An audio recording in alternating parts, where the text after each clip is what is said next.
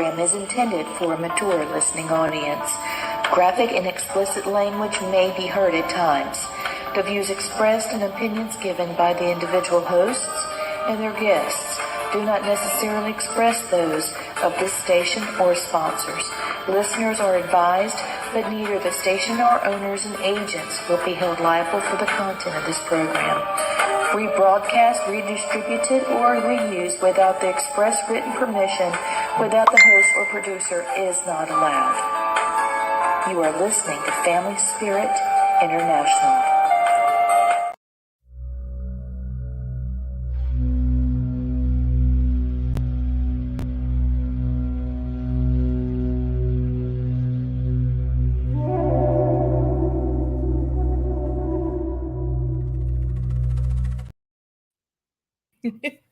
Hey, what's up, Blaine? What's going on, Sister Lee? Hey, happy pre-Halloween, right? Exactly, yeah.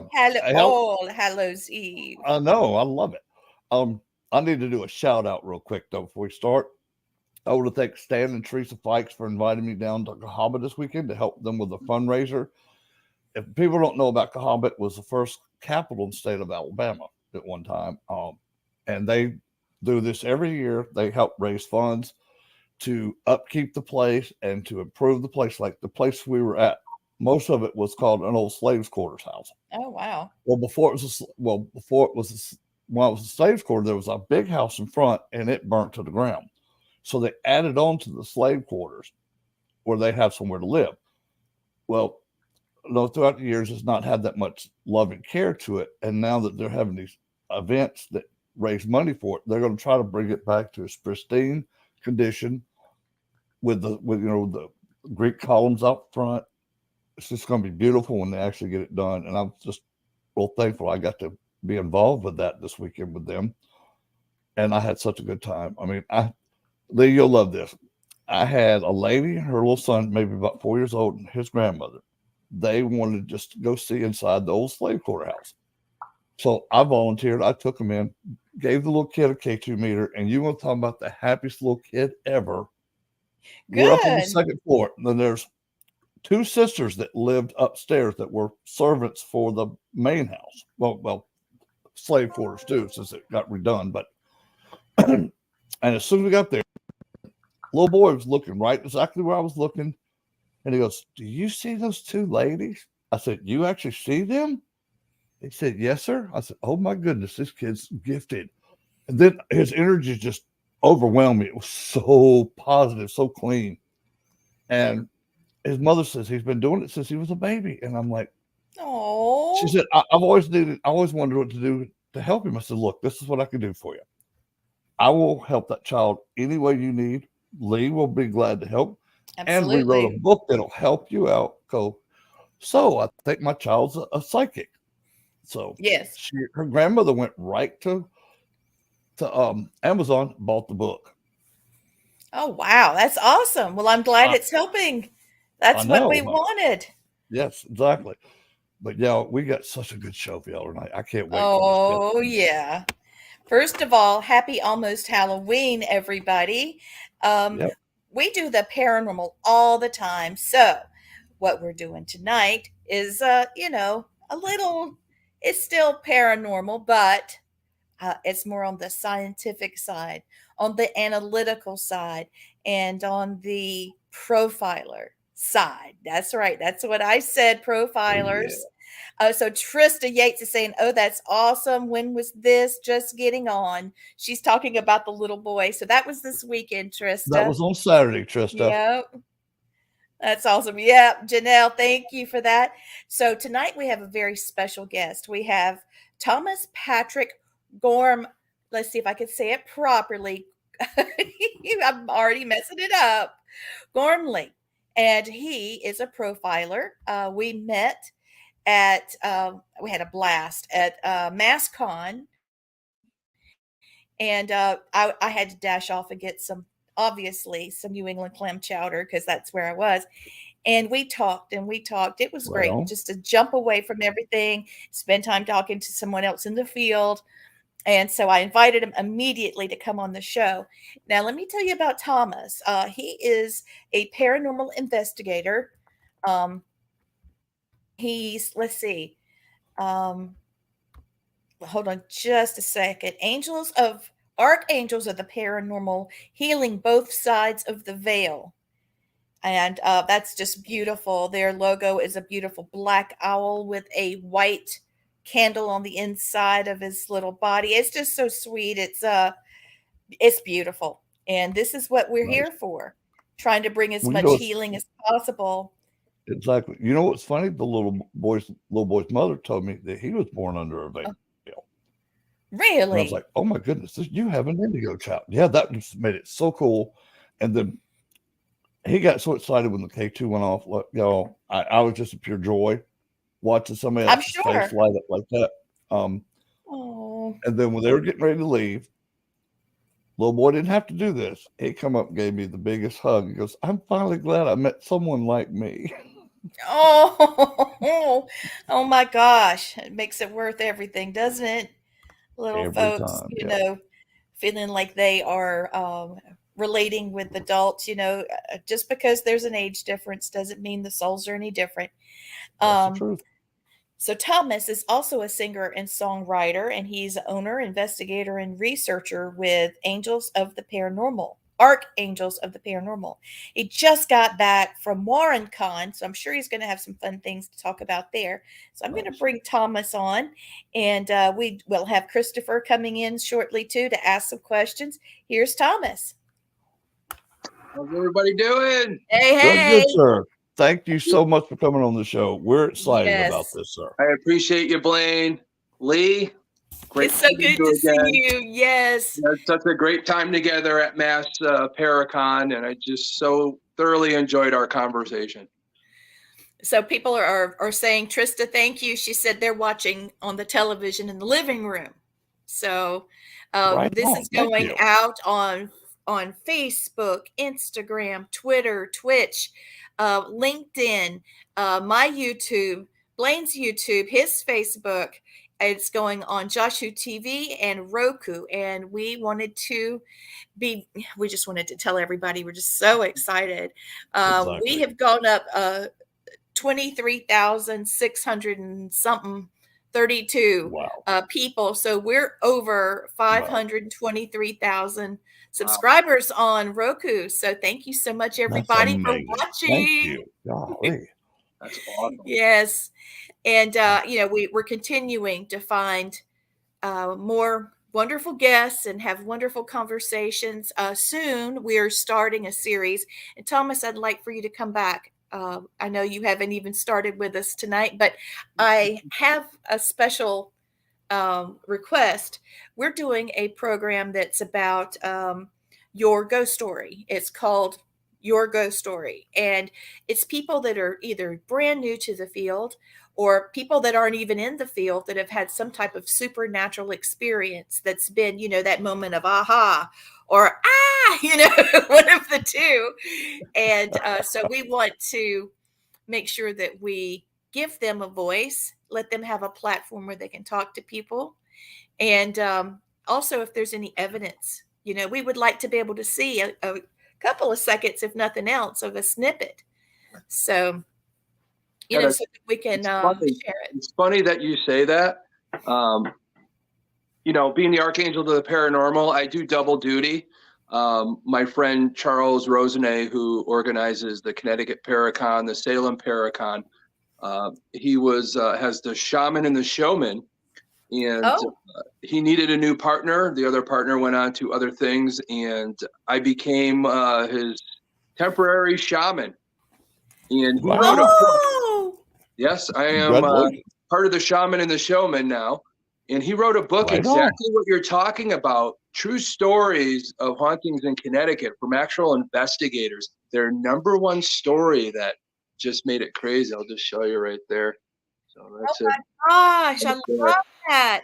And congratulations. I'm so glad that you have found another paranormal partner. Yeah, we've been doing a lot of cool things. We've been on a library tour for October and all that. and I get to talk about, the paranormal, but I've always like slid in a little of that interest in serial killers too, and Yes. how it has to do with the paranormal also, but just profiling and those types of things of figuring out why these people think the way they do.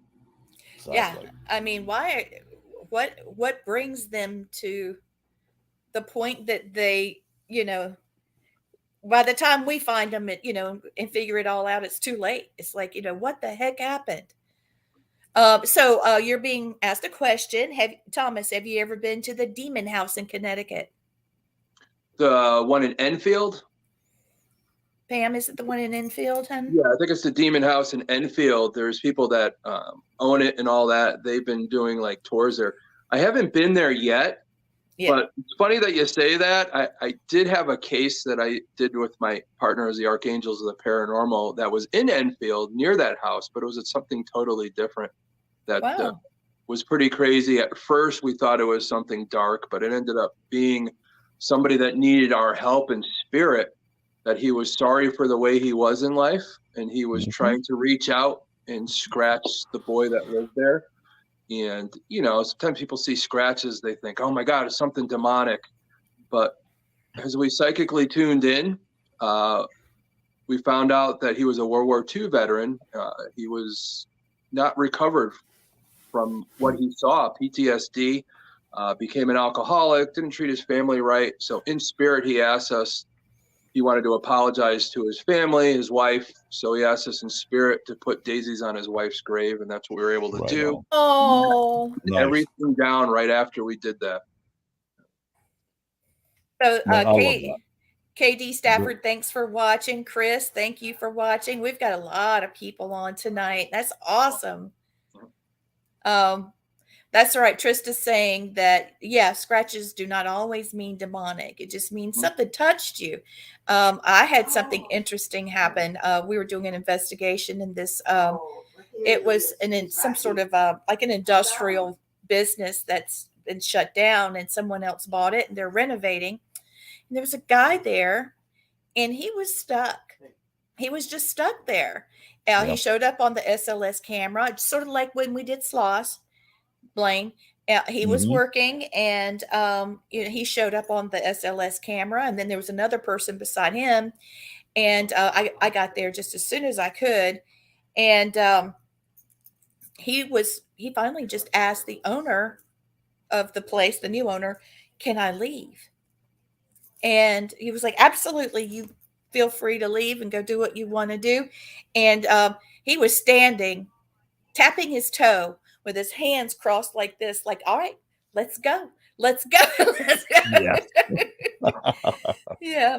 Yes, we did Sloss, guys watching. We did Sloss, and it was incredible. It was incredible. The legend of the poor man that was pulled in on that big wheel that turns, that cranks the furnace.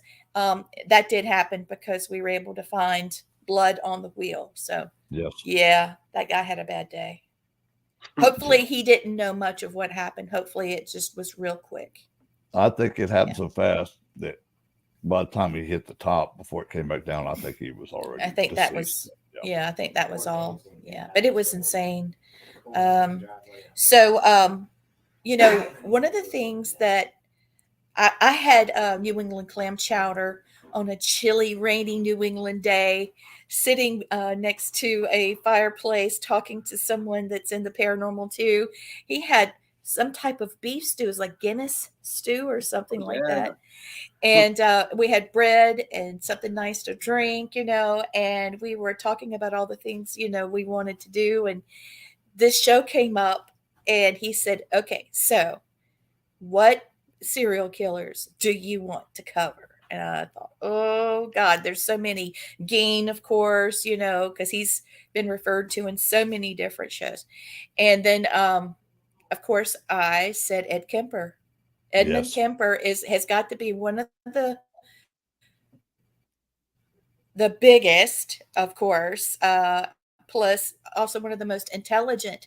And I believe he had a conscience. I don't think that he was 100% sociopath, because he had turned himself in.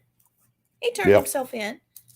Well, this is the And funny thing, Lee. he's He actually sat down, went to bars that cops frequented to find out what they knew. yeah. Well, that just goes to show you right there. I'm sorry, I'm having to get something for my dog. She's tripping out. I don't know what she Yeah. wants. And Baby, the I don't fact know what she wants. he's probably the tallest serial killer at 6'9". That I have to do some more research, but I think he is like the tallest serial killer ever. So he's a big old baby Huey looking guy.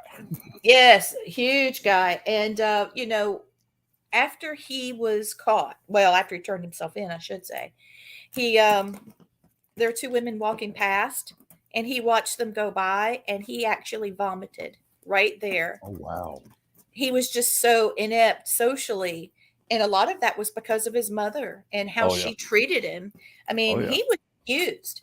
He was abused, and a lot of the things that he did, was because of, baby, I don't know what's your this is Ginger, and she's causing all this havoc right now. Ginger, what you doing, baby girl? I'll You be the see to see you later this month. Oh, she loves Blaine. Is that what you wanted? I think she's buried a treat on the sofa there. Right here, right here. Good grief, that little guy. Hey, Vicky. Hey, Serene. Hey, everybody. Wow, You got a people are lot in here. Thank rolling in. Yes. So, how do we start? Let me introduce you to Christopher Fisher. This is Christopher. He's a official special co-host. Hello. Hey, Christopher. This is Thomas. Thomas, this is Christopher. How you doing, my friend? Hello, Thomas. It's really interesting about serial killers. I always wondered if many have a psychological defect or even some that are possessed. I always wondered that. There is a lot to that as you say that. There is that If there's a medical or there's that spiritual psychological break. There's that psychological break. And some people in the paranormal think that, sometimes people are taken over at a certain time. But there is, that mission type of thing that some serial killers have. They feel like it's their duty that God told them to take care of these certain people, or the devil told them to take care of these certain people in their mind, that psychosis of what they go through. And you're completely right. It could go either way. It all depends on how you perceive it and how it comes to fruition. So there's so many different things. Serial killers are like the paranormal, there is patterns, but you're never really 100% right or wrong about it. What makes them split at that time? Because really it comes down to trauma. They all go through trauma at a young age and what gets them to that point. But there's a lot of people that go through trauma, but what makes some people serial killers and what makes people not? That's what we're trying to look at. Yeah, I've been reading up a lot of it, and it seems that there are not very many that have that fall under baseline pathology. Most are either are spiritually or medically disabled, either one of the two, or both. Of course, I had to do some reading to prepare for today, because this is, one of my things, true crime and the paranormal, that's it for me. I can't bake. There's a lot of things I just don't do because this means everything. So I looked it up, and what Thomas was saying about, that serial killers are usually survivors of some early childhood trauma, physical or even sexual abuse, and a family being all dysfunctional, and it causes them to become distant, and the parents, at a distance. And, you can see that in Empathy. yeah, the Edmund Kemper story is very sad. His mother forced him to sleep in the basement on a dirty mattress at a very young age, saying that he had to be down there because, if you were up here, I just know that you would hurt your sister. I mean, that was predisposition attitude towards him. It's funny that you say they're afraid that he was going to do something to his sisters. He was such a big person. Yeah. At the age of Mhm. like 15, he was already 6'4". You know, the thing is with Edmund Kemper is his sisters really picked on him to Oh, the yeah. point where he had a few near-death experiences. One of his sisters pushed him into the deep end of the pool. He nearly drowned. You Yeah. know, these are traumas Poor that thing. Edmund Kemper had, that his dealing with females and his mother, his sisters, and all that, and just all that built up. We don't know if that was what pushed him to that. And Mhm. you know, it's just crazy how kids get abused that way or Yeah. picked on, or Yeah, his mother allowed his siblings to bully him. yeah. Yeah. You know, Well, he's his up for first, parole in 2024. He's up for parole. Yeah, he keeps kind of stepping away from it. I think by this time he knows who he is. The guy has an IQ of over 145. You know, yes. it's unbelievable how smart Mhm. this guy is. Yep. And you know, even growing up, and for what he went through with that intelligence and all that, and how he got to this point, it just dumbfounds people. That's why the people are so interested in the true crime, especially Edmund Kemper, and Yeah. you know, being so big and all that. One of the basically the tallest serial killer ever, you know, turned himself in. But you know, hey, there could be a serial killer out there we don't know about that's over 6'9". Who knows? But True. I wonder if he knows he can't function out in society and is scared of parole. I wonder if he can Let me try look to that up. get out of it. See, Chris, I think he would be able to because, like he said, yeah, he's got over 145 IQ, and he was probably one of the Actually, it's best not the witnesses. case. You ever read studies on gifted people? There are some that can't socially function. you know, Edmund Kemper had a lot of social issues and all that with dealing with society, and pretty much anybody in his life is pretty much has passed by this time. So he really doesn't have family out there that would really support him. But I tell you, the guy's extremely intelligent. He's done a lot while he was in prison. I don't know if you guys know, but he did a program for Mhm. blind people where he actually did over 5,000 hours in the studio of doing books on tape for them. And his Oh. voice is on everything, even to the point where he read That's Star Wars awesome. Hey, and all that. So he's done a lot of good. wow.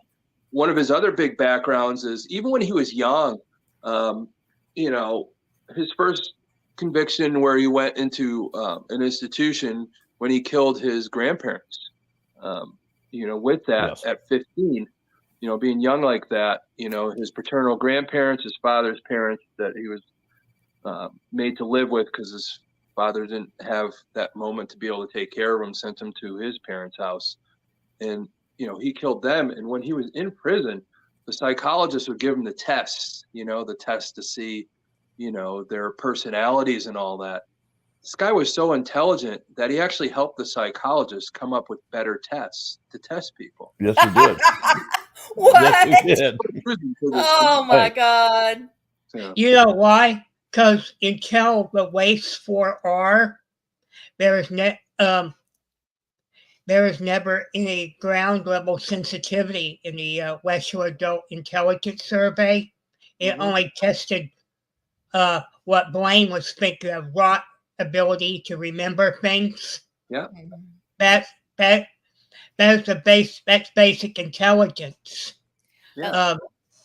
But it doesn't test for any other neurocognitive features.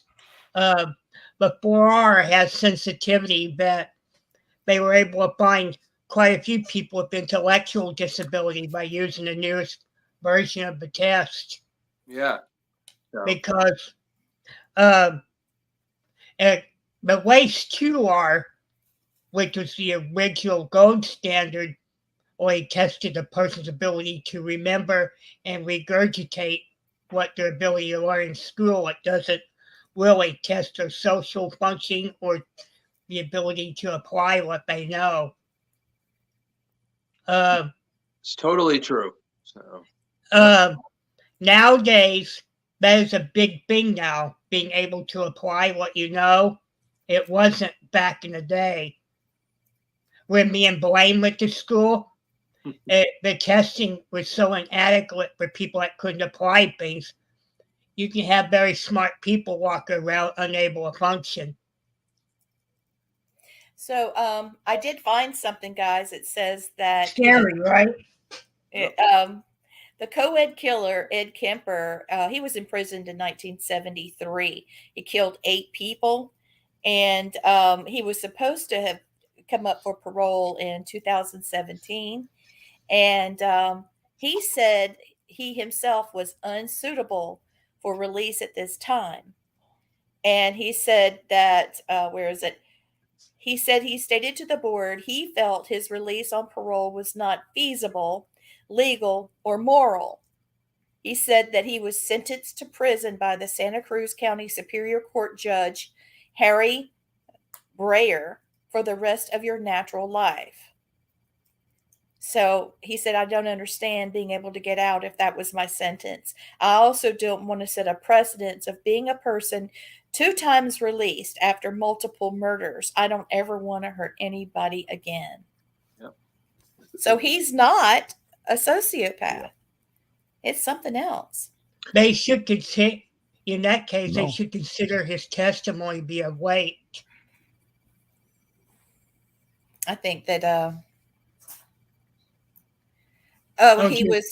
he cut his mother's vocal cords out because she fussed at him so much and put them in the garbage disposal so that he didn't have to hear it anymore.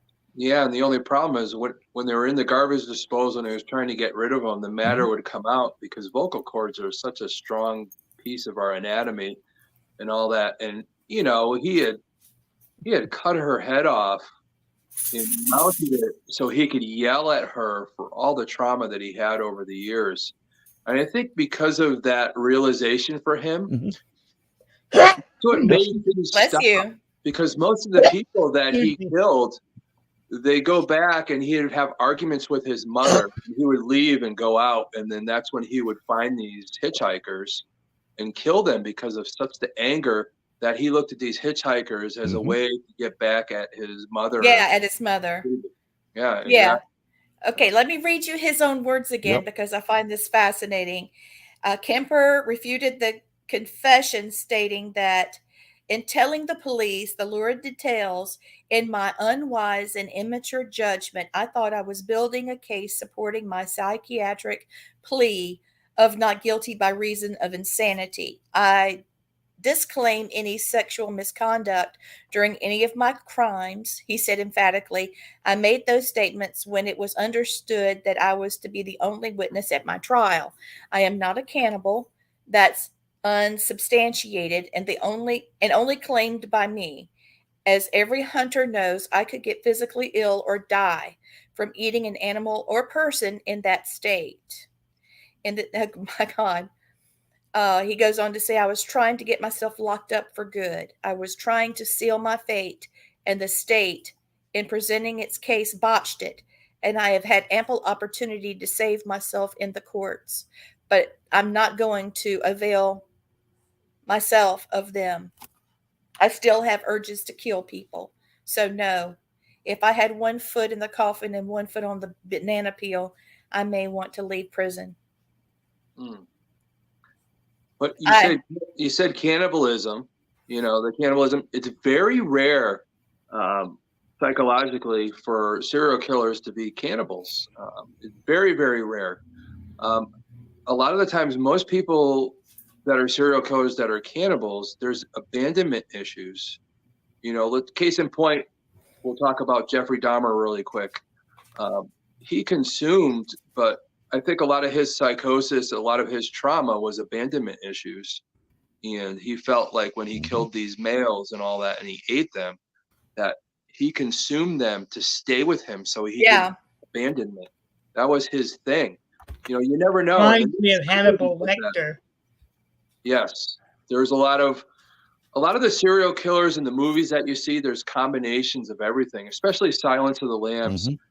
There's bits of Ed Gein because of the skin, make the skin smooth, the lotion for the basket and all those types of things. But, there's also part of Silence of the Lambs was Hannibal Lecter helped the FBI find Buffalo Bill. What a lot of people Yes. don't know is Ted Bundy actually helped the FBI profile, Gary Ridgway, the Green River Yep. Killer. Wow. Exactly. So Yep, I that's knew that. actually based on fact. A few years before Thomas Harris wrote Silence of the Lambs, used that story as Hannibal Lecter's character helping him. Okay. Yep. That's That's crazy. right. That's what's so fascinating about the serial killer stuff is there's so many layers. It's like peeling back an onion of everything. Like Bundy was a good resource for profilers. Ed was another good one because he sat down and gave them just some of the best details of what's going on in his mind. Yeah. It's what's amazing about it. Well, yeah, because the term serial killer wasn't brought about until the 70s. The FBI agent Ressler, who interviewed all these people, there was the show Mindhunter, if you guys ever Yes, I love it. I've a watched every reenactment episode like 10 times. dramatization of that time where these FBI agents started this criminal profile section of the FBI and interviewed all these people. Edmund Kemper was very instrumental in that. Yes, he was. Coming up with these theories and all that, especially his knowledge of, these psychological tests that he helped his own psychologist with, which he kind of manipulated sometimes and all that. But they did a documentary on him. Exactly. Yep. The guy that played Edmund Kemper, his name was Cameron Britton, B-R-I Britton. Cameron Britton. He was a dead ringer for Edmund Kemper. I mean, oh my God. Was he ever? It's like they just took Ed Kemper and put him in the show. I know. It was unbelievable how uncanny the resemblance were in his height. You really think about it. Edmund Kemper was just, from a lot of people say, he was just such a nice guy and all that, and just unassuming. Even though he was so big, you would think he'd be intimidating. But a lot of the people he killed, there was one woman, I can't remember exactly what her name was she had the opportunity to escape because he had stepped out of the car and she had all the doors locked, so he couldn't get back in. But for some reason, she let him back in, and then he ended up killing her. It's just unbelievable that what goes through people's minds when they're in that situation. They have the ability to escape, but that relationship almost like grabbed her, and she could have survived. And I don't know what made the decision to let him back in. Just crazy how this all works and the relationships that occur. Yeah, it does, because it makes me think, okay, could the girl drive, or she was just so scared, just the reaction, just get you somewhere, get him back in the car. Because if he left the keys in there, I'd have been, you'd have seen nothing but black smoke and tail lights. I'd have been gone. Exactly. Yeah, we say that, but it's funny, being in law enforcement all the years I have, and you don't realize that putting to a situation of stress and all that, how you're going to react, you could say you're going to react a certain way, but sometimes you always react a different way. Yeah. It comes down to training and all that, and how you're going to react, to the point where you have to train over and over again. We were always told that, if you have to pull a weapon on somebody and all that, it isn't so easy to hit your target as people think it is. It takes training over and over and over again. And it's sad to say, I know we're talking about serial killers, but I just want to bring up, mass killings too. And just, it's unfortunate recently with everything that happened in Maine. My heart goes out to all those people and all that, and what occurred over there, and what goes through people's minds, and the help that they need and the help that they didn't get. This guy being a former military arms instructor, you think about, this guy's an arms instructor going through shooting people. He's trained and all that. How unbelievably awful that was. And I got friends that are up in Maine that experienced that, and one of my friends, Adam's girlfriend, has a friend that was part of that, where she passed away. So it's, it hits home. So, why do they do it? Yeah. There's so many different reasons, but, people have that something clicks in their brain that, we don't know what it is. It is paranormal. I know we're talking about serial killers, but why does that happen? It's unknown. It's just not normal. So, Exactly. And that's why they put that moniker on it. So apparently there's there's 5 phases, but according to this one, okay, that's 3 phases of a psychotic episode. Mhm. And you were just talking about the break that, oops, excuse me, I'm bumping my computer. The first phase is called a prodrome phase. And then the next part, this is difficulty screening out and distracting information and sensations, having problem focusing or understanding on what they're hearing. Changes in perceptual experience. Visual experiences may become brighter or the sounds louder, feeling overloaded, sleep disturbance, depressed mood, irritability, the word I can't say tonight. You got it already. You said it already. You just didn't know you just said it. Subliminal. Yeah. Yeah, that's called Suspiciousness. dysautonomia, Mhm. the over exaggeration of sensory perception. So the second phase is acute phase. And that's hallucinations, delusions, disorganized speech and behaviors, and then finally the recovery phase. And I think that's when people generally commit suicide, that have done, like mass shootings, like what we recently saw. Yeah.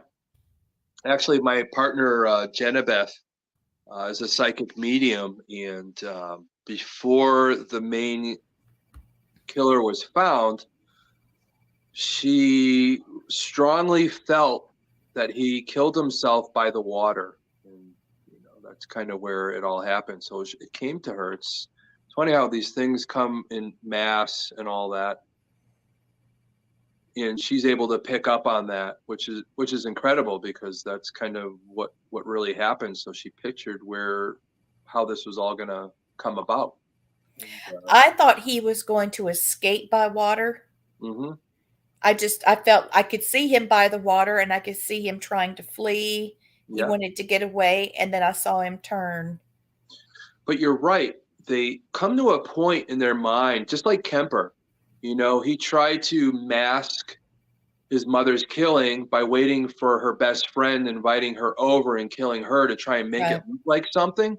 But as he fled and tried to make it look like something else, he realized that, you know what?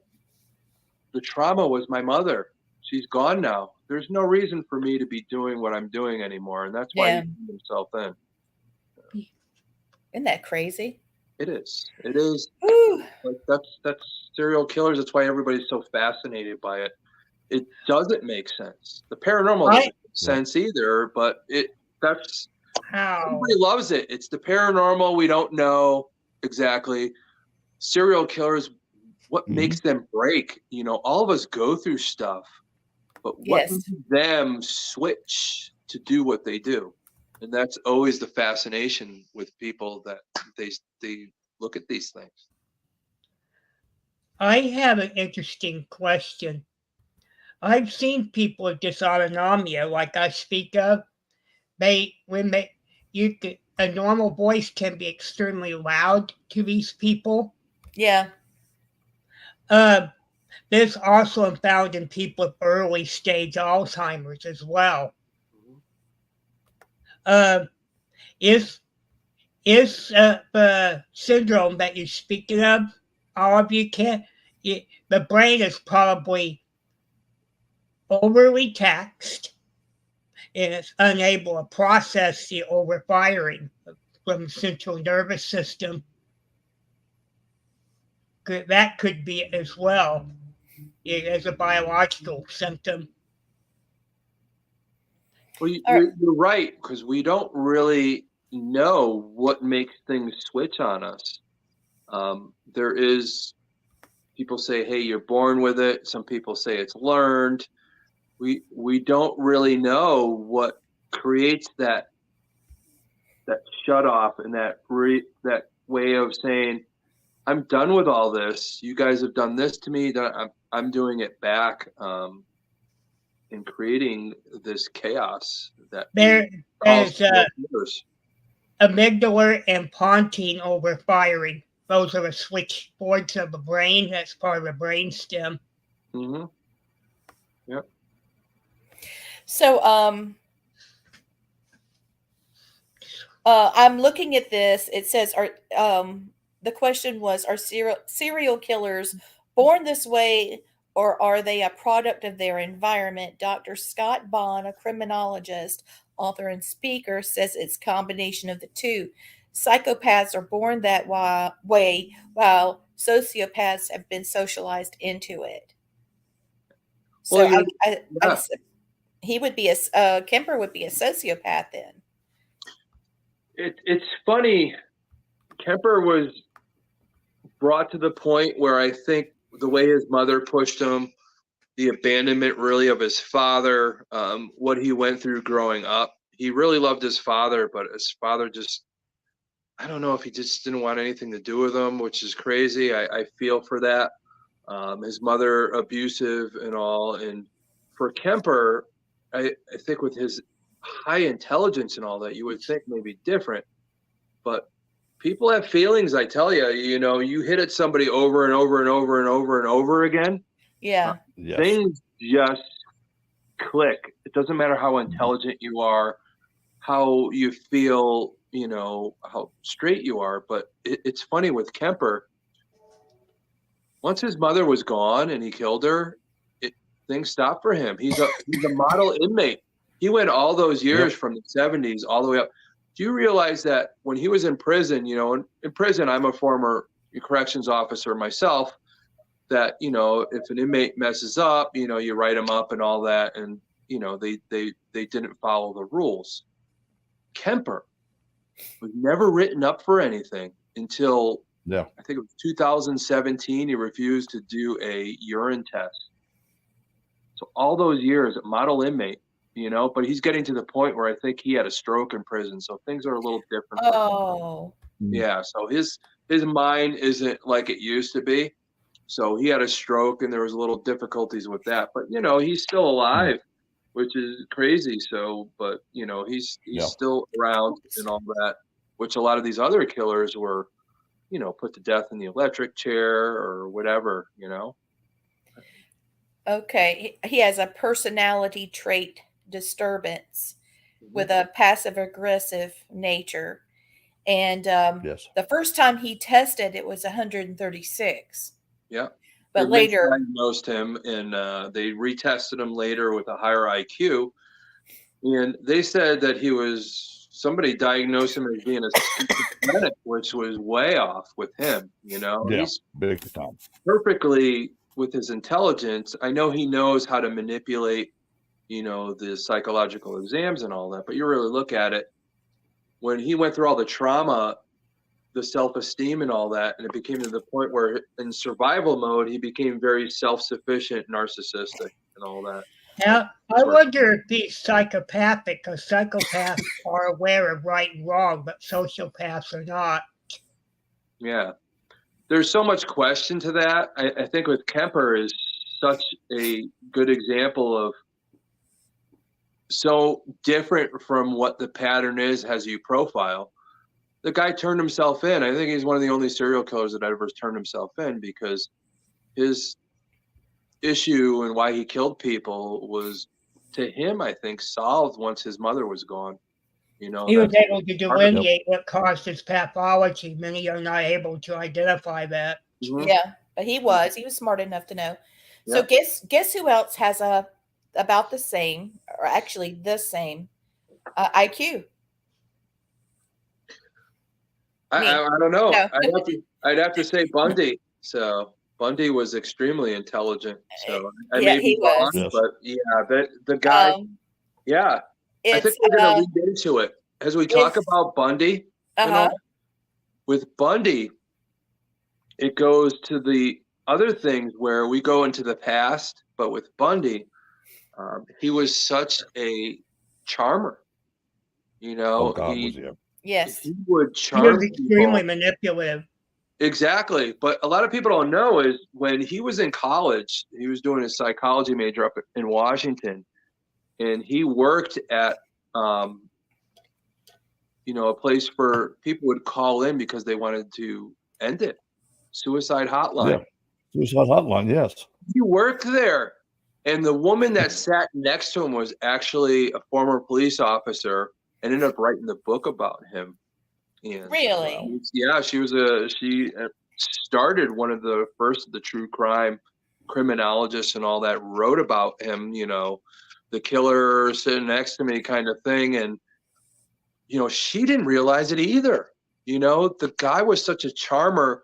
And it's funny that he worked, when you don't feel like everybody else feels and you kill and have no remorse, him working Yep. at a suicide hotline, he was able to learn from doing this, learn how people talk and how to manipulate.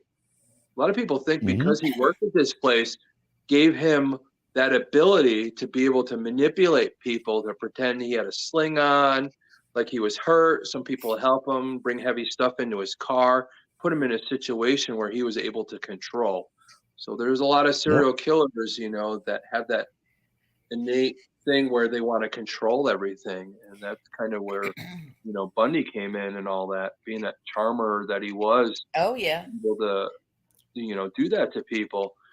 And a lot of people think that, when you profile things of killers that haven't been like caught yet, think of Jack the Ripper. At the time when he was that 3 months of that spree of killing,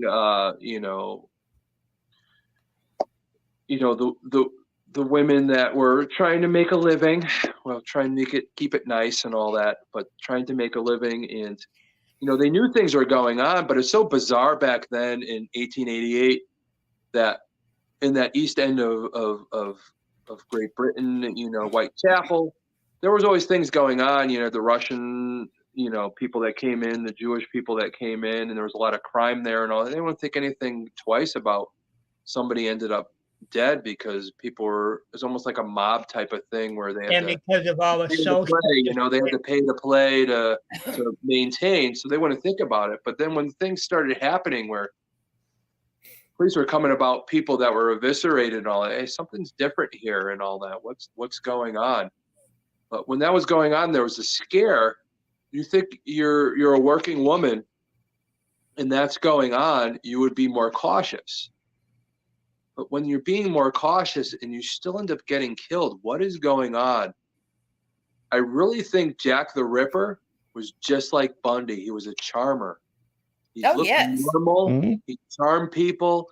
I think, if you really look online, they tried to profile Jack the Ripper, and I think they're really, really, really off on Jack the Ripper.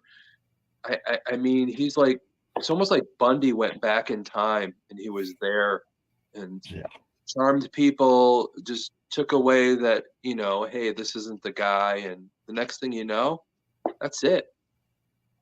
That's all she wrote, and that's just the craziness of that. And really back then there wasn't the term serial killer, of course, but as we go back in history with that term, we're pinpointing those types of things and really studying them. Because it's hard to study somebody that hasn't ever been captured. True. Yep. I know they took Bundy after he died, and they took his brain and they did tests on his brain to try to figure out what was different in his and like some other random dude's brain. But you're not going to find that. The brain is the brain. Your thoughts, your consciousness and all that, it even comes back to the paranormal. You're a serial killer, you pass, you're dead, you don't know you died. They could still be around. I've run into to Oh, yeah. spirits that way. I've been called by other paranormal investigators with expertise on that. How are we going to approach that? Even in the prison system, you know, how to approach investigating a prison and those types of things. And you know, it's just such craziness with the thought method and all that, and how serial killers think, you know, whether they're alive, whether they're dead. It's mind blowing. There's so much that goes into it. You know, there's so much information that it is mind blowing. And, you know, we could talk about this for days if we wanted to. And Oh, I know God, we have yes. a certain amount of time, but hopefully I could give you as much information as I can with my background to help you out with the criminal behaviorist and how these things are with the living, and also with our theories on if they're still around and there's certain areas that Yeah. they went Uh, and where they were at. wow. I wonder something. Why is it with the psychopaths and stuff on IQ tests that the score increases for each edition of the test, but for someone like myself who don't have that pathology, the score is lower in each progressive edition of the test? Yeah. I wonder how they accomplish that. These psychopaths get a better score in each newer revision of the Wechsler test. It is incredible. It's not all of them are extremely intelligent, but I think some of the ones that we know about that make history, they are Like, extremely intelligent, and I think that's how they manipulate. You know, when some people are of higher intelligence, they're able to manipulate the rest of us, and that's how they're able to get one over on us. You know, I worked for a prison for years, and that was the battle on a daily basis. You know, that's why I made sure that I was educated to the point I was. Um, Inmates have 24/7 to get one over on you. Oh, yes. Whatever crimes they committed, the psychology behind it. I'm dealing with these people on a daily basis, and you know, they try and manipulate you as you're trying to do it right back to make sure that there's that battle of control. And I think with serial killers, it's the same thing. You know, really that trauma, that control, you know, that they didn't get to have growing up with that trauma. like with me, I know it's because I've always taken every test of every revision, and between the 2R and the 4R, it was a 50-point deviation. Hmm. It was lower. And I found out if you don't have any psychopathology, that's usually the case. Your score trends downward the newer the test is. Isn't that weird? Mhm. So Well, yeah, go ahead. I'm sorry. I was just going to say, so speaking of these types of tests, the other serial killer that scored 145 was Jeffrey Dahmer. Yeah. Yeah. Wow. And I know everybody thought that it would be Ted Bundy, and I still don't know what his testing was. But Jeffrey Dahmer and Ed Kemper have the same IQ on their test. And Elon Musk, his IQ test was 155, and Albert Einstein was 160. Yeah. 160. So you can see how that's stacked. At 160 Is it- above, the test starts to become weird in statistical validity, they say. And they think that some people can be much smarter than that, but above that test, it becomes blurred above that score. It's wonder- funny that you say Elon Musk and all that, and you look at somebody like Jeffrey Dahmer, Edmund Kemper, and what they've done. Of course, there's no reason for us to think, you know, that Elon Musk has ever done anything like this. Oh, of course not. No. But he still has that insatiable need to control things. You know, he Yeah. wants to take over Twitter. He wants to do this. You know, I don't want to get too far into it. That he has that Right. insatiable need to control and be known. We all have that. All of us want to be known for something. There is an insatiable need for some people to be remembered. you guys ever hear of what's called the second death? Have you ever heard of that? Yes. No. Mm-hmm. Yeah. The second Being death is when forgotten. you die, your shell leaves. That's your first death. The second death is when nobody ever speaks your name again. So when Oh, you're alive, you want people to know who you are. You want them to remember you, whether it be for fame or for infamy, you know, and people always speak your name and you'll never leave and you'll always be remembered and your spirit will live on. So that's Yep. it's just so weird how people think what they do become remembered. You know, if I go to a graveyard, one of my things is to keep that second death from happening. Is I'm not a graveyard person because most of the time I'm doing an investigation, it has nothing to do with graveyards. I know people like to go to them, but when I'm there, if I'm at a funeral and I go, I like to read the epitaphs. So people don't have that second death; they're remembered. Mm-hmm. It's always important to remember your ancestors. That you know, with that family tree to keep their memory alive, and you know, that's the craziness where some people their psychosis is like I want to be remembered, I want to do something. right. Infamy comes in, and you know that psychosis, that break too is shit. I'm going to become a serial killer and be remembered forever. Yeah, there's some cultures that believe that if you remember someone, like especially the Egyptian one, Mhm. if you remember someone, then they have the ability from the other side Yeah, to affect you. It's like it brings them back to life. So exactly. very interesting, uh, thinking about that. Have you heard of the functional magnetic resonance imaging, the fMRI?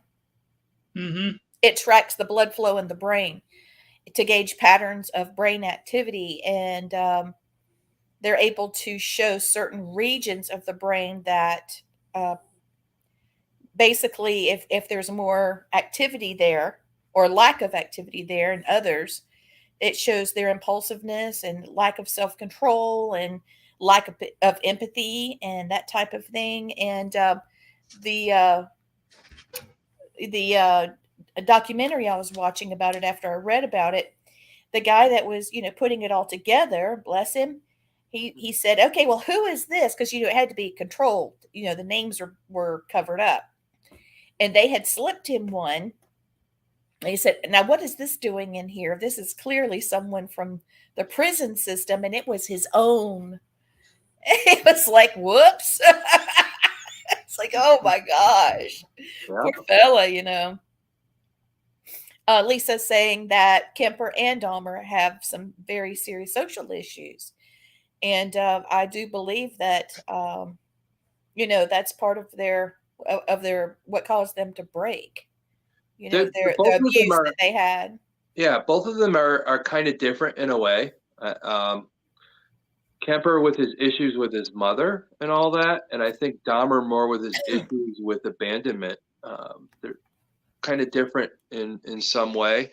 Um, Dahmer to the point where his abandonment, I think I said it before, and being cannibalistic, that he wanted to really control people because he had no control over himself. And his abandonment is he didn't want people to leave him. He tried to turn people into zombies. He would drill Yeah, holes into their head and put acid in it, try and keep them around. He didn't want these men to leave him to the right. point where if things didn't work right with the zombie thing, he would consume them. They would become part of him. He would eat them and consume them, and they would be part of him in his mind forever. That they would never leave, and that was his psychosis. So. Interesting. Now, one thing I want to go a little bit on the other side of the spectrum over here. Then you got serial killers like Kimberly Lee Lucas and Honest Tool that, intelligent wise, both of them had the just barely above being mentally disabled. Yeah. But a lot of their stuff was overemphasized. I actually would like to know how many actual murders those two actually committed, because we know he confessed to like every murder since 1901. But It is with a lot of serial killers. You know, they get convicted of a certain amount of crimes, and they claim more. It's almost like, hey, I want to be known for more. I want people to know me for more. Even, you know, they'll lie about certain amounts of murder to the point where even you know, H.H. Holmes, he said, you know, I murdered these people, but some of these people are still alive. He claimed that he murdered, and you know, that's the fact of the infamy of it. You know, claiming that you murdered people and trying to say more of who you killed. Um, Again, they want to be known forever, and they make up some stuff sometimes. They're manipulators. They're liars. They're, you know, it's so hard to pinpoint in what makes them do what they do. Why do Yeah. they lie like that? What's the psychosis, the upbringing, what made them do what they do? And that's what makes it fascinating for people. That's why books are written about some of these people. That's why movies are made about these people, because it's Yes. so interesting. Now, back on H.H. Holmes, this is a theory I've had for a while. Maybe you agree or disagree with me. Do you think H.H. Holmes and Jack the Ripper could have been the same person? Wow, I There's been a think lot so. of, yeah, there's been a lot of speculation of that. In theory, I know that H.H. Holmes, was it his grandson or something like that? Did Jeff had Mudgett? the- yeah, he had the theory that around that time, and there's some debate about it, that H.H. Holmes was in England at that time of the 3 months of the murders there in Whitechapel. But but that's around the same time that he was trying to do real estate there in the, you know, they call it the murder castle and all that. Right. And I Yes. know we hear about all the lore and everybody says this happened at the murder castle, that happened. A lot of people don't know H.H. Holmes was mostly, you know, he was an insurance fraud guy. Oh, big You know, time. some of these people he would kill for insurance fraud and all this other stuff. And you know, the murder thing, there was lore behind it, but really a lot of the ins and outs, the things, you know, the walls that were built and all that, he didn't have the money to finish this castle, so it made it look like, hey, this is that, that's that, and then things would happen. But that's the thing with serial killers, if you don't have that time to interview him. When he was captured, nobody had the presence of mind to find out what was going on in this guy's head. There's so much speculation, and H.H. Holmes is probably one of the biggest liars that ever lived in this Oh, God, yes. lifetime. This guy would lie Yeah. about everything. He's had so many different aliases and all that, and his upbringing. I know he was born in New Hampshire, and when he would just about be caught for some fraud, he would move to somewhere else. He was always moving Mhm. around to avoid being convicted of anything. But you know, of course, it finally caught up with him, and you know, he got hung for, you know, murdering his, you know, his partner and his partner's family and all that. And it's funny that I always talk about the curse of H.H. Holmes. A lot of people don't know, when the people that were involved with convicting him and putting him into prison and his eventual hanging, a lot of them came into the point where it's so weird paranormal wise that some of these people that were part of it, they all end up getting weird illnesses, accidents, What? That's dying of weird crazy. deaths. There was like that curse around it. Like he was still killing people even after his death, you know, in that other realm of things and all that. And there's so much behind that. That could be like a whole movie, I tell you. There's just Yeah, so it much could. amazing. There's There is over a book. 36 people involved with H.H. Holmes that had weird illnesses, deaths, you know, just craziness, like months after he passed away. Holy crap. Yeah. Oh, I just saw something. Oh my God. So I'm sorry, I didn't mean to just scream like that, but something, I remember what I read to you in Massachusetts Yeah. when we were together. Okay. He confessed, saying, what did H.H. Holmes say when he was caught? I was born with the devil in me. I could not help the fact that I was a murderer. No one than a poet can help the inspiration to sing. Yeah. He makes a reference to that in the letter that I wrote. Yeah. Blaine, do you know what I'm talking about? I do exactly. I think you need to share it with the audience because it was fascinating for you to tell it to me. I think they would be fascinated. You don't mind? Okay. Guys, I'm just Perfect. it just shocked me so bad when I saw that because Perfect on topic. yeah, it is. Okay, so it's a little long, so just hold tight with me, okay? And we'll talk about it. We can go back afterwards, you know what I'm saying? And just give me a chance to I'll read it to you and then we can go back and talk about it step by step. It's going to take me a second because I had to send it to someone. But when I saw that, I was like, oh my God, I had no idea that he had said something like that.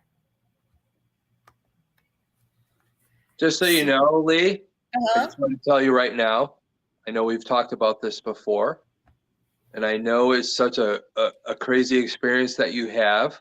Uh-huh. I just want you to know that I am with you on this. Thank you. I know it's mind-blowing once you share it, that anybody listening right now, keep an open mind because this is mind-blowing. We talked about this up in Sleepy Hollow, New York, and coming to the conclusion of what you went through, and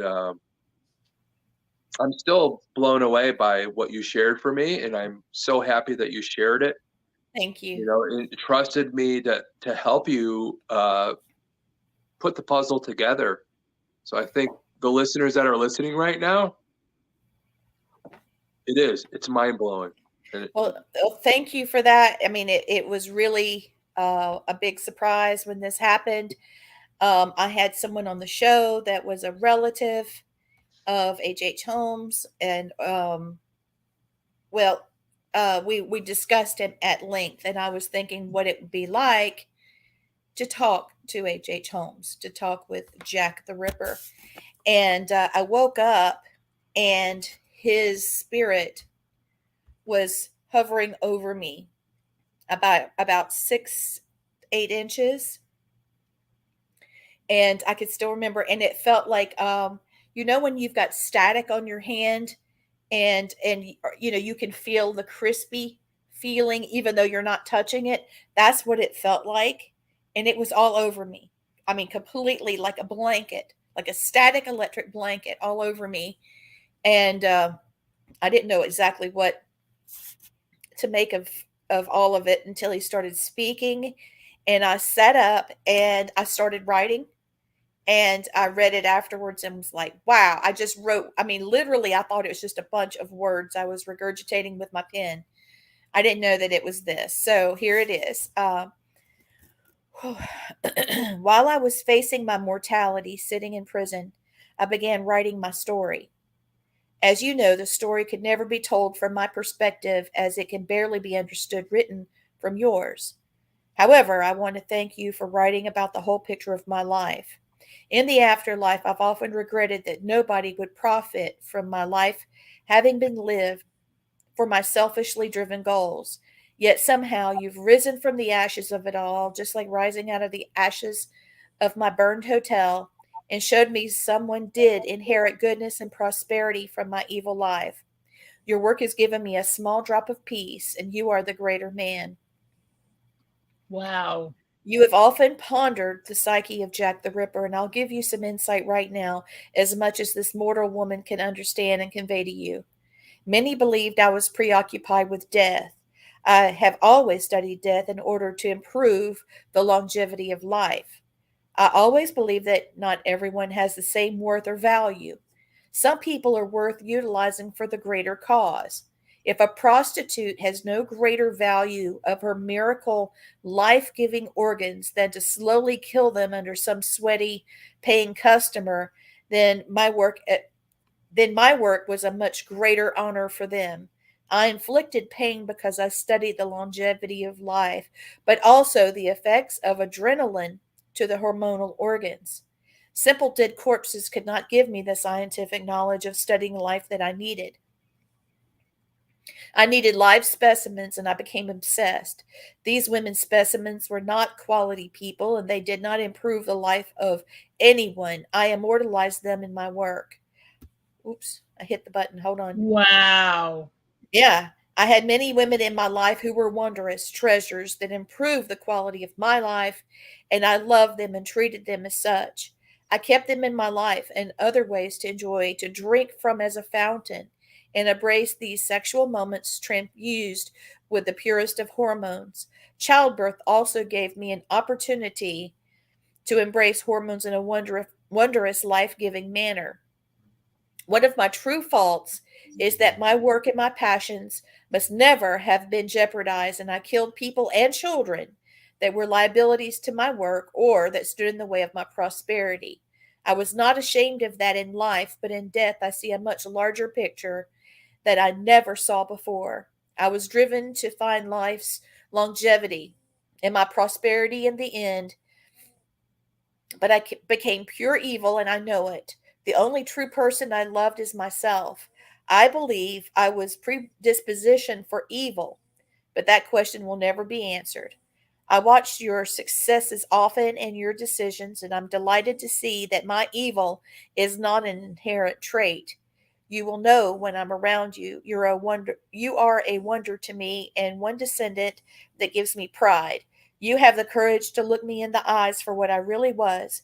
Keep the courage to make your life always worth living, and thank you for the honor of the sliver of peace you've given me that I truly do not deserve.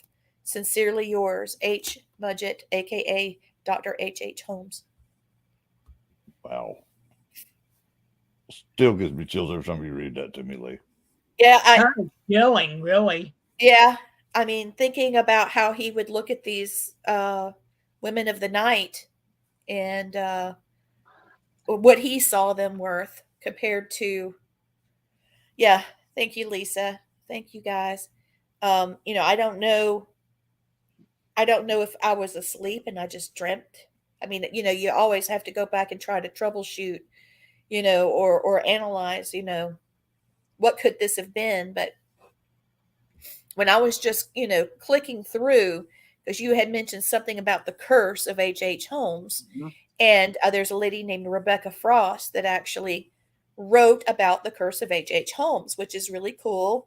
And he had his body placed in an extra large coffin encased in cement. And, there's all kinds of things like that. Well, I scrolled down and it said, what did H. H. Holmes say when he was caught? And before that, it was what was he accused of and what's the real H. H. Holmes story. Well, I scroll on down and it said I was born with the devil in me. I could not help the fact that I was a murderer no more than a poet could help the inspiration to sing. And it hit me that that was part of that letter. Hmm. It is, because we talked about this, and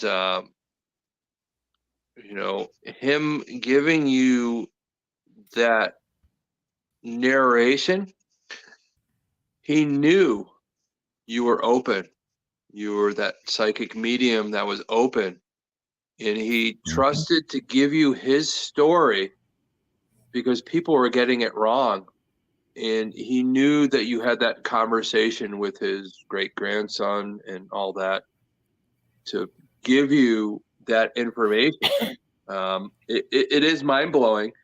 And the funny thing is the intelligence of some people, even in death, the ability to be able to know that, have that intelligence and that critical thinking to be able to know that, hey, this person's open. They talked to my great grandson. I'm going to give them this information to be able to pass on because I know they have that capability to be able to do that. I want my story told the right way because I do have that insatiable need to have it done my way because I'm narcissistic. I'm a serial killer, Still trying to control from the other side. Exactly. Yeah. They still want to have that control. So, and they has you as a conduit to be able to receive that information, knowing because him being attached to his family, because in theory, in the paranormal and all that, your family members, your legacy, love never dies. Yeah. Your family's always there with you, whether it be infamy or anything like that.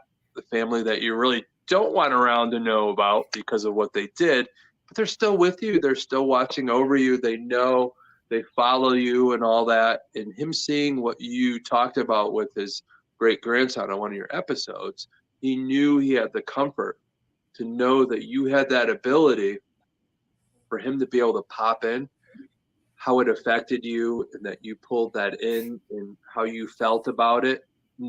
As you felt it, you could really pick up on what type of person H.H. Holmes actually was that people don't know. He was the embodiment of the Dr. Jekyll, Mr. Hyde. Mm-hmm. Because at one moment you are serving the greater good of people and him, the next moment you could easily be on the flip side of that, and now all of a sudden it's time for you to depart this world. Yeah. So it's funny how that works as we pass on. How do we think as we pass on? Do we still feel that we're that type of serial killer, or do we have remorse finally that we didn't have in life? It's up to debate. We don't know how the mind works. Some people, when they don't know they die, if you get killed and you don't know that you died and you're that type of person in life, does your conscience really carry on and really have that evil even in the past life to be able to still purvey that in a location that you might be stuck in? Yeah. Well, he definitely wanted to tell the story. Whew. At least get a letter. Yeah. I'm curious about something. The way Sorry.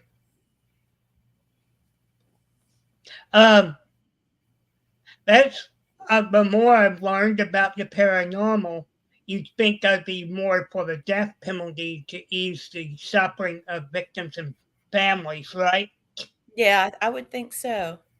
I've gone the other way after I learned that the way how we apply the death penalty here in this country, it makes people remember the criminal more than they do the other persons in the triangle, in the triad.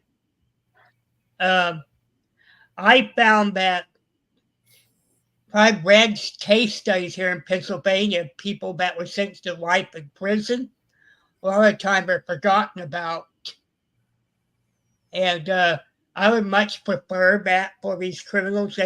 They suffer a lot more too because of it. There's more of a penological effect. You know, you really look at corrections and all that, you know, really, are we really correcting people? They're always going to be that possible way. That's why they're in prison for life. And, you know, the criminal mind, whether still alive or in passing, you know, some of these things, this energy that's still there. And we all know that energy never dies. It's still there, whether sometimes it's evil, sometimes it's not, you know, it's how we interpret it and all that in the paranormal. But, you know, with serial killers, are we really going to cure them? Probably not. That trauma, we try and help the trauma like I do with my partner in the Archangels of the Paranormal. Our main goal is to try and heal trauma with some of these people that have passed away, to find out what their trauma is.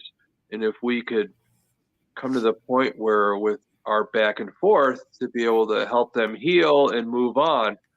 But, you know, it's so hard to really interpret those types of things, especially when it comes to serial killers. It's that battle, that back and forth, you know, really interesting. They're evil. So more of I learned death penalty. I thought when I was younger it would give serial killers and stuff that the retribution that they need. It does not. I found that very interesting. uh, the best retribution is isolation and being forgotten about. Yeah, you're right. You know, the death penalty sometimes in those certain situations going to do them any good. People are always going to remember them. It's that control. They're always going to have control whether you put them to death or not. It doesn't provide the Yeah, psychological. it doesn't make a difference. So it really comes down to how you believe in your state and what you should do. You put the serial killer to death. Really, what is it saving you? It's just saving you tax money. That's all it's doing.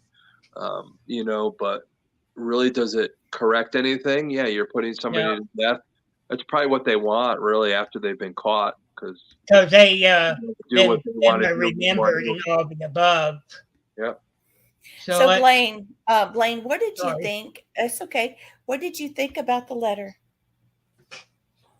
I thought it was very good that he shared enough where it was so detailed that you could write down exactly his thoughts and convey his message, which I thought was just phenomenal. Every time I hear you read it, I can actually see him telling you that story for you to remember that detail of a thing, because most people cannot remember like even half of what they dreamed about. But you got so much out of this spirit for H.H. Holmes that it was above and beyond which most I'd say dead serial killers would do. Because I've talked to several dead serial killers myself, and I thought you didn't get as had. much detail. Yeah, I have talked to. Let's see, I have talked to Ted Bundy. Holy I crap. have talked. Yeah, I've talked to Ted. Now this is funny. I actually got to talk to Charlie Manson 4 days after he died. He came to me. He says, "Well, you're so interested in this stuff, bub. What do you think about all this?" I'm like, "One, Charlie. Okay, you're lucky. Now I will go against you on the death penalty because I think it's very good. Charlie Manson should have been put to death. The Probably whole what he family wanted, put to death. though. And I understand the moral. I understand. Okay, a lot of the time the death penalty is for the victims of the family. Why is it that the criminal gets more respect than the people he killed? Don't worry about their feelings. What about the family that had to go through that because your stupidity, because your ego, that you had to go out there and take somebody away from their family to satisfy one of your sinful lusts that you have for taking life from some other form. So That's like I'm off my little soul. Ironic crux of about the death penalty. I found it weird the more I studied it. It actually satisfied the killer more than it does the family. Well, the way I look at it too, Chris. Okay, how much taxpayer money we could save? That's the only thing that it helps. If it was my choice, when they got arrested, I'm sorry, forget their rights because they didn't care about the people they killed. So my solution was 33-cent bullet, save me millions of dollars to keep that person in prison, feed him, give him medical care. He didn't care about the people he killed, so why should we care about him? That's the only thing I found that it really helps is the fiscal cost. Well, from a spiritualist standpoint, first of all, I wanted to acknowledge Lisa, thank you. Anne, thank you. KD, thank you. Thank you guys for what you said about the letter.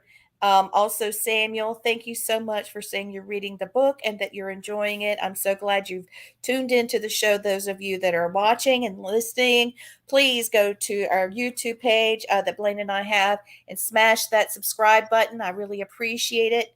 And then Anne Marie Young, she said, I think that all need to be forgotten when it comes to these serial killers. Killing them is what they want. So you can keep talking about them and keeping their energy alive. And then Lisa says, I go back and forth on the death penalty. She said she goes back and forth about it because I do believe as far as serial killers go, we need them to study.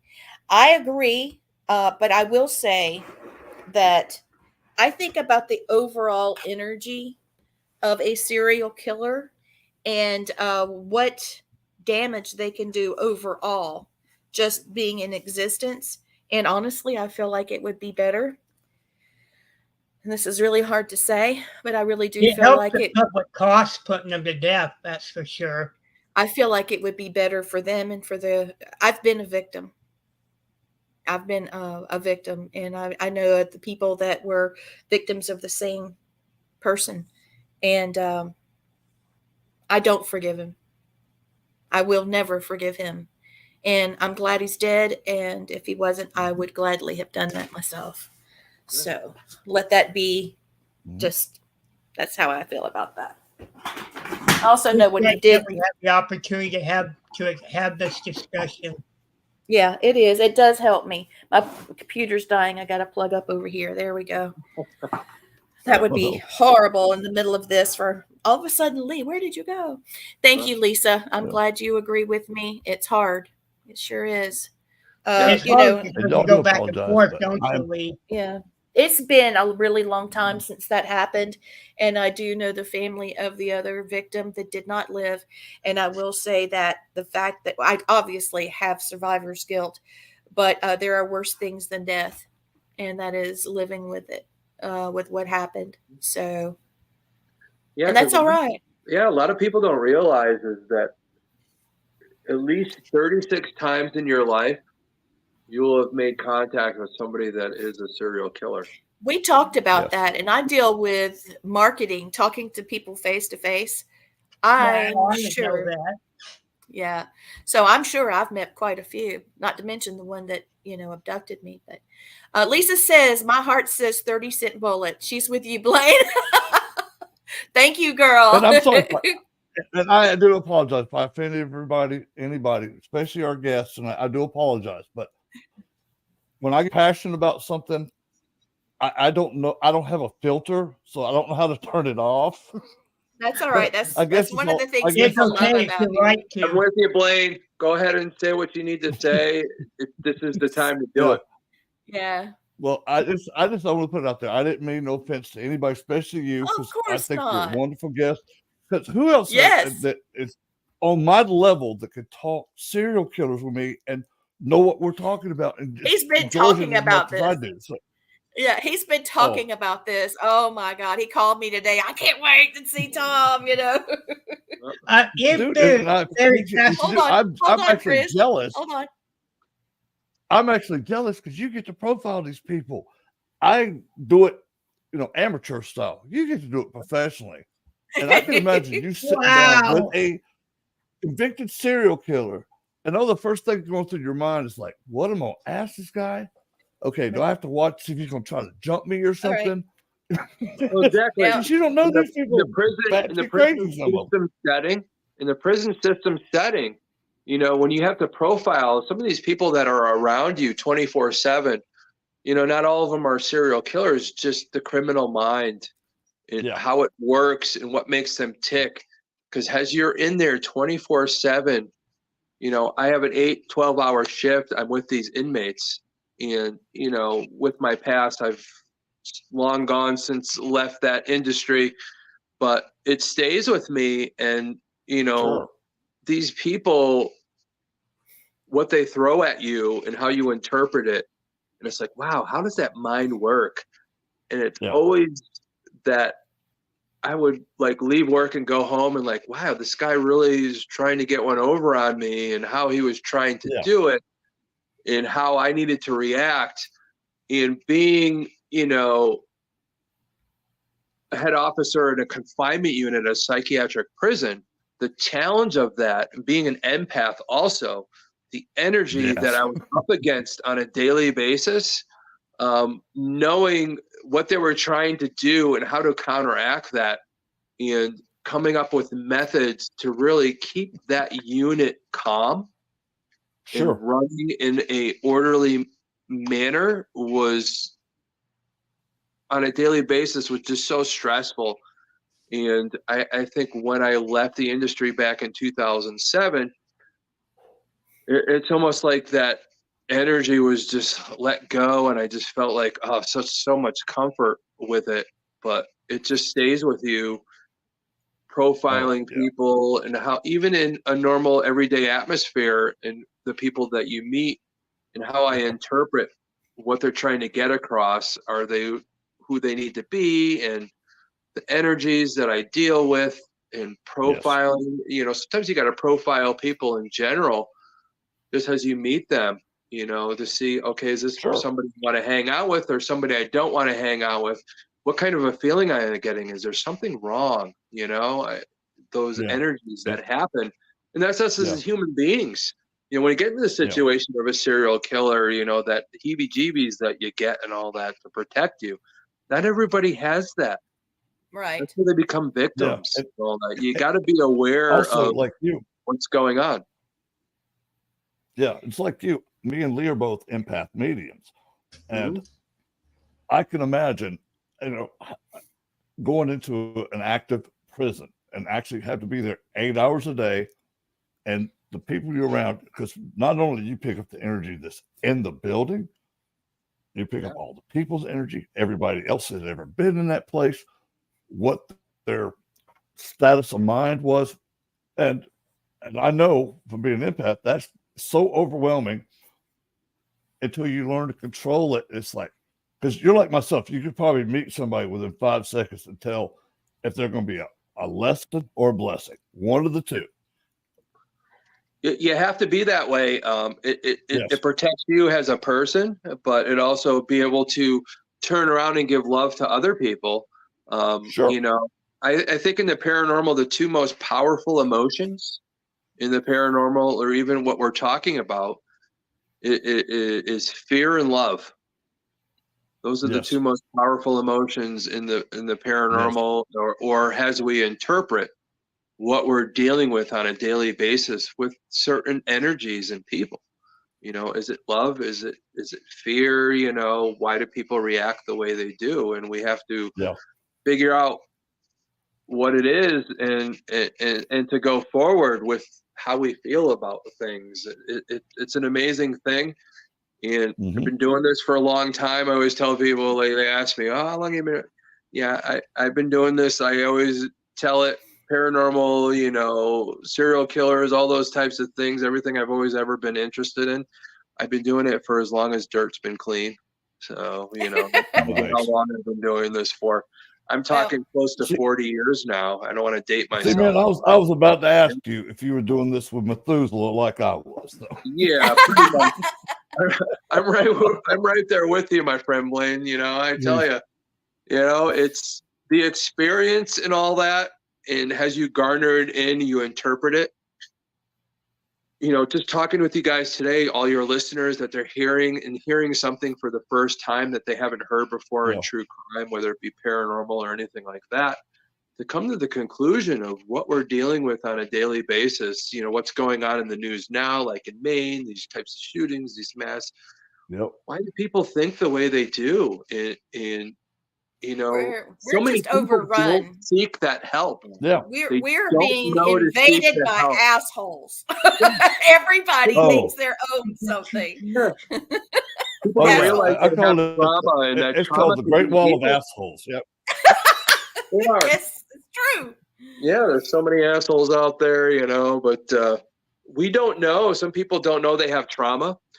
It festers, and it's funny how scientifically you have that childhood trauma, and it really starts really manifesting as you look at different interpretations, really in your 20s into your 30s.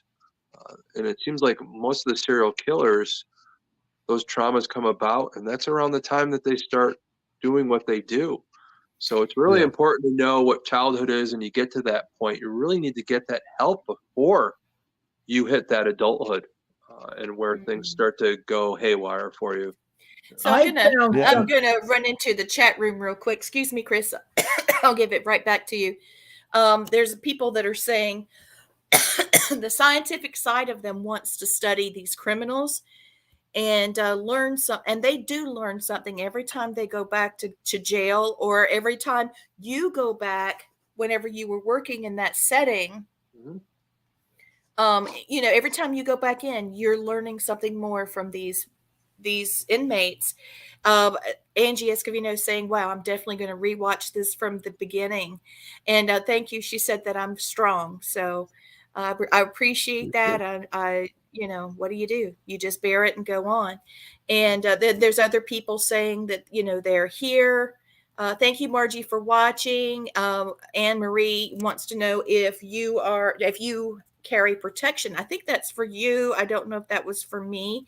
Do you wear protection? I don't. Let me tell you how. I want to throw in something right here real quick, and then I'll keep going.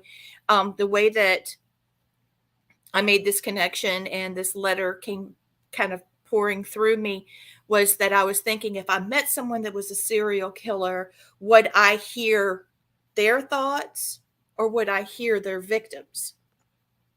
What would their victims be saying to me? Would they want me to tell them, hey, you know what you did, I know this and that, but here's where I'm at, and here's who I left behind, and I've got unfinished business. What if they're being haunted? What if, the victims are haunting these people? And, I went into that, and now I'm going to bring this in too, just for a second, but who is the killer from South Carolina? Pee Wee Gaskin. Pee Wee Gaskin came in, and he's dead, okay? But he is in spirit, but he is being haunted by several of the victims that he killed. And I'm having to work in the location where he is often and where a lot of these victims are. So that's another thing about serial killers, and talking about true crime and the paranormal and where they meet. Tracy is saying that her daughter was a guard in a juvenile detention center, and she had to basically, like what you were saying, communicate and basically profile everybody she meets, basically, that she understands. Yep. Well, you're talking about Pee Wee Gaskins and all that, and we did talk about this because you're from, the South Carolina area, and what a character this guy was. People don't realize the trauma that you grow up with. He was basically abandoned. Nobody cared about him growing up. It wasn't until his first arrest that he realized what his real name was. He always thought he was Pee Wee. He didn't know that he had the name of Donald. He was so left behind to the point where, when you're abandoned like that and what you do, and he was nicknamed the meanest man in America. This guy was 5'4". How intimidating could that be, what some of us say? But this guy, just didn't have time for anybody. Nobody cared about him. Well, it's a lot like Charles Manson. Exactly. Yeah, they were both 5'4". That's what I thought was funny. So he developed a disassociated identity too. Yes, that's right. That's right. And the cool thing about Pee Wee Gaskins is, I've talked about this before. I don't know if you guys know. I do a lot of social media stuff, and usually on Tuesdays I do this Tuesday morning serial killer or Tuesday morning serial, because I got to make sure say killer on the social medias or they'll ban you or whatever. But it's Tuesday morning serial, and I do these little tidbits. And I talked about, I got a really good friend that drives a hearse as a daily driver. And he's just such amazing. He collects, haunted objects, and he's very well known in the paranormal world. But he's an amazing person. Pee Wee Gaskins drove around a hearse himself, and he would boast that, I'm just carrying around the people I killed and taking them to my private cemetery. Everybody thought he was joking. Damn. He was actually killing people and putting them in the hearse and burying them wherever he wanted to bury them, and nobody thought the wiser until it all caught up to him. Right. That is got to be the best cover story ever. Yeah. Who's going to think he killed the people that just think he's picking up bodies from an accident or from the morgue? You got a bumper sticker on the car that says, we'll take anybody, we'll bury living or alive, whatever you want, Yeah. It's just nuts. And nobody thought. I think that's what our society is. We're so inundated by all this information going on that, when somebody tells us something going on, we just don't listen anymore. We're so inundated with our phones and all that. We don't listen to people when they're calling out to us and giving us that information that helps us realize that something's wrong here. You know, we just don't do it anymore. And then it ends up on the news and they make it think, why didn't anybody know? You know why nobody knows? Because nobody gives a damn anymore about what people are going through. And we need to keep our minds, our eyes open and be protective of that. And hopefully these people will get that help. There is help for them, you know? Sure. You go through these traumas, get help in the trauma, you know, little or not. You know, you have to pinpoint what it is and come to terms with it, or these things do get out of control. Whether we make that decision to become a serial killer or just somebody. I'm a living representation of that because you know, because of my military. Really awesome guest, Thomas. I've got wonderful. I added him as a friend just now. His philosophy of things is so influential and stuff like that. It's very pure. It's very pure. You probably notice that him and I see eye to eye on a lot of things. I think all four of us do. I really do. Yeah, so. That was the most interesting bowl of soup I've ever had. Was it clam chowder? Yes. So he got a friend request from me. I don't normally do that too often. Yep. Well, I'm glad. Please be happy to make I will make good sure friends. I accept it after this, because if I accept it now, I'm afraid I'm going to lose us all on this podcast. Yeah, don't do that. Now, no, don't lose your place. Yeah. Now, listen, Margie Blaylock is a really great friend of mine, and she has a ghost tour. She has a bus, everything, and she's very historic as well. She's a wonderful psychic, an empath, psychic medium, and she's posted something here. The lynching of Andrew Crawford in Abbeville was horrible. He was a black man that owned huge plantation, and he came to town to buy his seeds for his crops, and he was told basically that I would rather, spill my seeds on the ground than sell them to you. Yeah. And he went ahead and was, buying his stuff. Well, mouths continued to run, and he, pulled back and whack. And 300 men came to him on his property, and they hung him on his own property. Now, they also sold his wife and children into slavery. Yeah. From what I understand. Margie, I hope you're still watching. Tell me if I'm wrong about that. This isn't my story. I know she knows it. It's in Abbeville, and she pays attention to these things. I'm repeating something that my memory might be wrong. But here's the thing. There's over 300 men that was involved in that, and you can hear them. And I know this is true because I heard it myself. I got an EVP of it.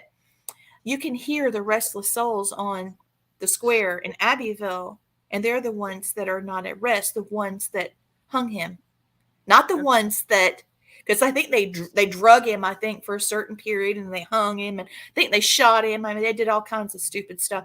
But the ones that did this to him are the ones that are not at rest, not this man. And I think that's an interesting story that kind of goes full circle on what we've been talking about with serial killers. What about the ones that are persecuted, that are innocent? So you're talking about all those different things that people do. And we think about serial killers and how they kill certain people and all that. But there's a lot that goes into it, especially in history. And a lot of people don't realize, one of the biggest serial killers of all time was, in his controlling issue? Adolf Hitler. Yes. You look at these people, they killed massive amounts of people. Oh, yeah. And how they controlled, again, with, I said the Ted Bundy, it's just such, that type of personality that people are drawn to. And people were drawn to Hitler, and they fell for it.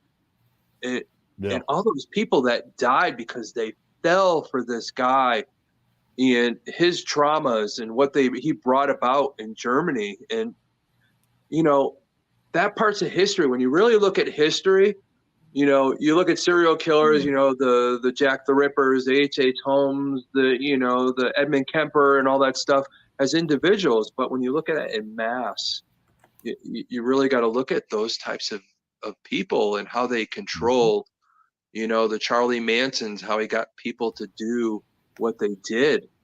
You know, that, you know, how we look at that stuff, and just one person that influential could get you to do what serial killer people do, that influence. You know, you become part of it.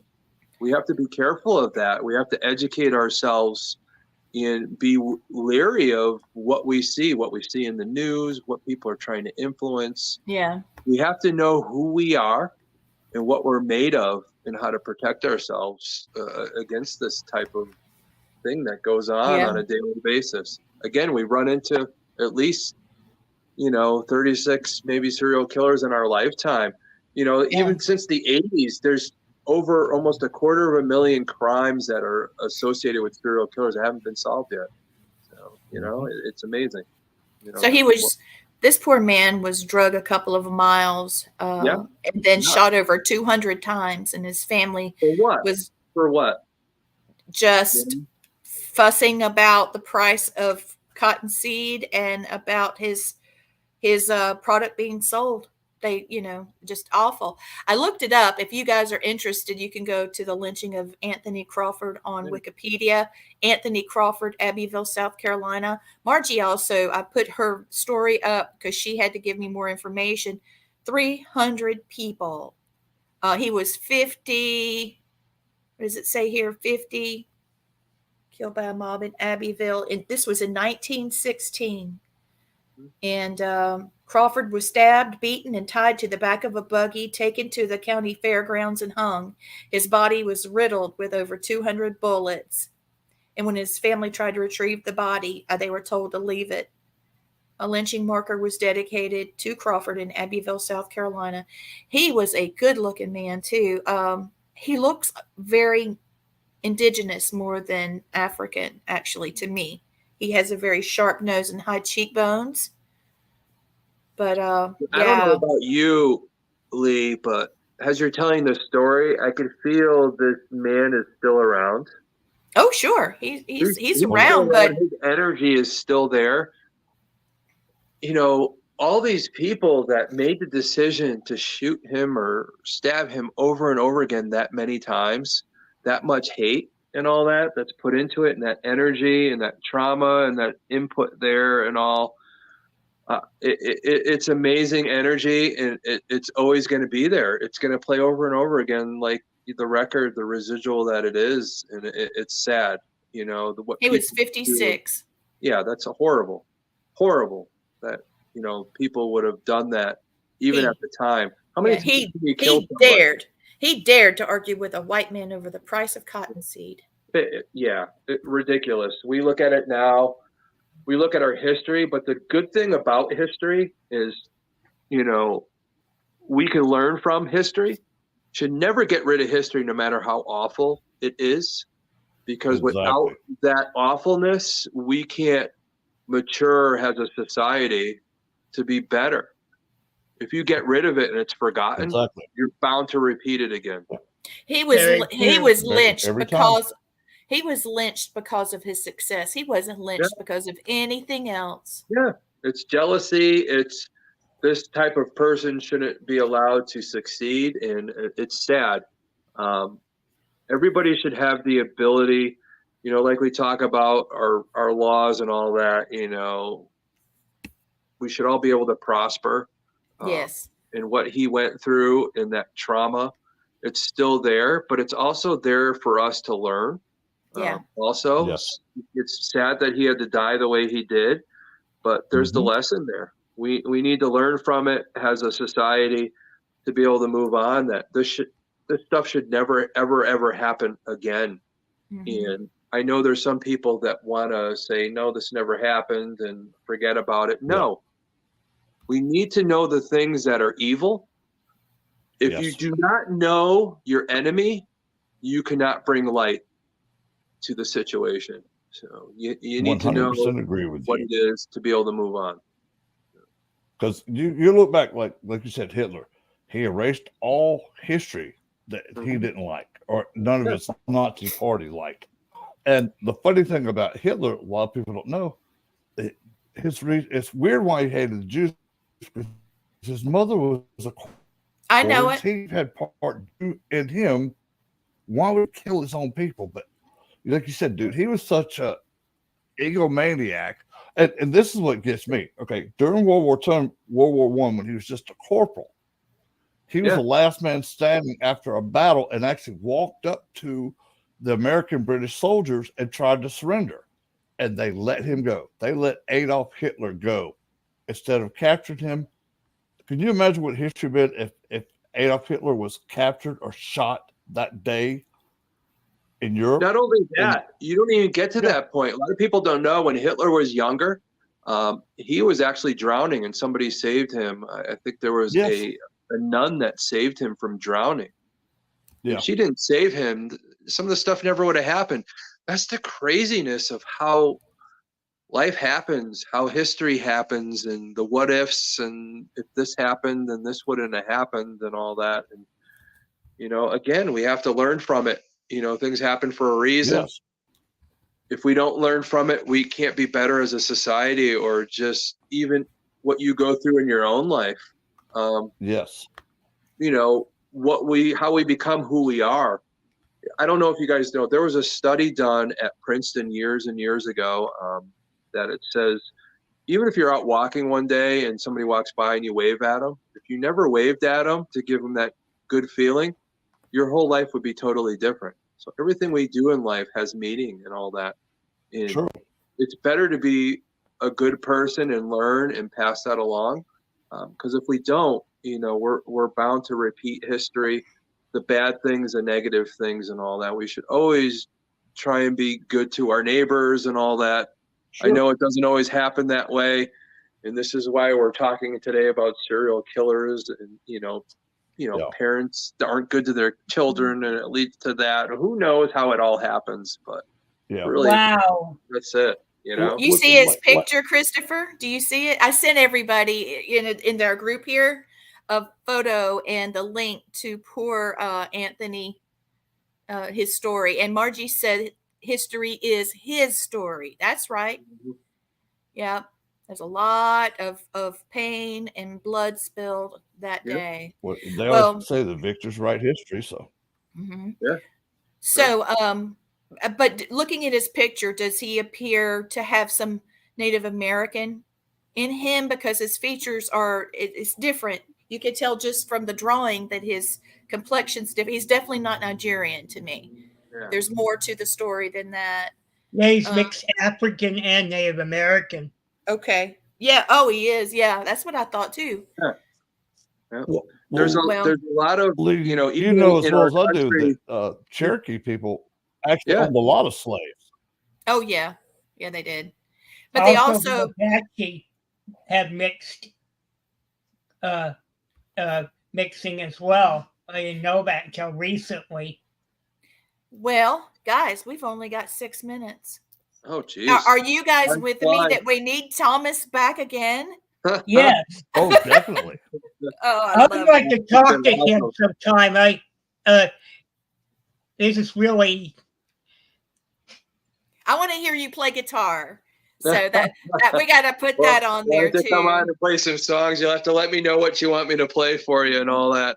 Yeah, Okay. that's one of my big backgrounds. Anything rock and- would be fine with me. yeah. Yeah, sounds Well, a lot good. of people, it's funny we talk about music. You were talking about Charlie Manson. A lot of people don't know is he before things got crazy, he was a musician, songwriter. He was good. Yeah, he was really good, and even Brian Jones wanted to use his song on one of his albums for the Beach Boys. So he was actually They pretty did prolific. actually, but just changed a whole bunch of lyrics. Yeah, Yeah. he got you messed all that over. way. Yeah. So, Well, the house So- alone that he went where Sharon Tate was living was Terry Melcher's house, who Yeah. actually went up to Spawn Ranch and he played 3 songs for Yep. Metzer. And he basically said, "Look, you're not what we're looking for," and that's what set Charlie off. That He's was like, his "Oh, stressor, okay." like Yeah. Thomas was saying. That was the his stressor. Yep. Yeah. it's funny you get to that point is what snaps, and those are the types of things that snap. You get to the point where enough is enough, and that's what makes them snap sometimes. Well, I'm really, really trying to make sure we end this before 9 because I want this episode to be the encore on my son's birthday because I don't want to have the show on his birthday. So everybody reach out to Thomas Patrick Gormley, and Yeah. you can reach out to me or Blaine or Christopher. And I'm going to read Lakota Sioux blessing tonight. His name is Yellow Lark. This was written in 1887. O great spirit, whose voice I hear in the winds and whose breath gives us life to the world, hear me. I need your strength and wisdom. Let me walk in beauty and make my eyes ever hold the red and purple sunset. Make my hands respect the things that you've made and my ears sharp to hear your voice. Make me wise so that I may understand the things that you've taught my people. Let me learn the lessons you've hidden in every leaf and every rock. Help me remain calm and strong in the face of all that comes towards me. Help me find compassion without empathy overwhelming me. I seek strength not to be greater than my brother, but to fight my greatest enemy, myself. Help me always ready to come to you with clean hands and straight eyes, so when life fades as the fading sunset, my spirit may come to you without shame. Thank you for listening to Family Spirit International. Thank you. Aho. Thank you, everybody. Yes. Have a great night. All right. Appreciate you guys. Thank you, Oh. Tom.